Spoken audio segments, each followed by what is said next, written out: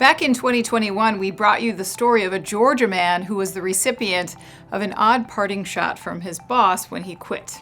Andreas Flaten, a former worker at A OK Walker Autoworks in Peachtree City, Georgia, says he struggled to get his hands on his last check before his ex-boss, Miles Walker, made good on those wages owed by reportedly dropping off nearly $1,000 worth of oil-covered pennies at Flaten's home.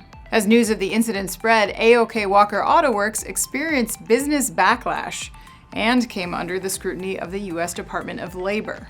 And while the pennies weren't the subject of the subsequent civil action, Miles Walker and A OK Luxury Autoworks faced other scrutiny pertaining to how they treated employees. According to Atlanta News First, Walker actually owes Flaten and 8 other former employees back wages. The complaint refers to protected activity and lays out accusations against the company, including unpaid overtime and threats against workers who filed complaints. A consent judgment requires Walker and his business to pay Flaten and several others more than $19,000 in back wages, as well as the same amount in, quote, liquidated damages.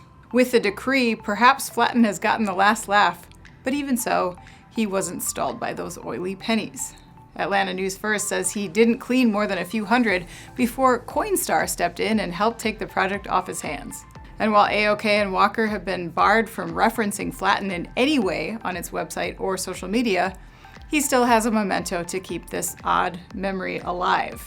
A single penny that he kept from his stash that now sits on his dresser as a reminder. I'm Anna Wells, and this is Manufacturing Now.